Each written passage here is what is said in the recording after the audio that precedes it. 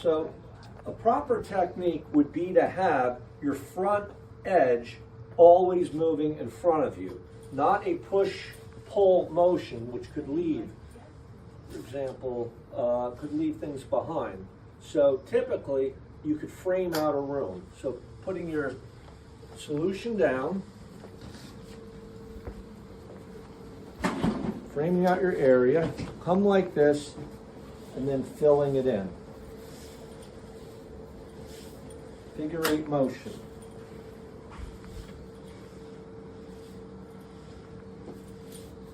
Always pulling back.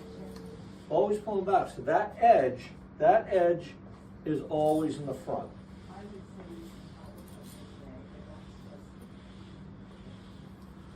And again, we're putting down the Enviro-Pro solution, which does not leave a residue of So any now, significance. when I get back to wherever my starting point was, and I'm ready to move forward to my next area, I can now move up to the edge that I missed.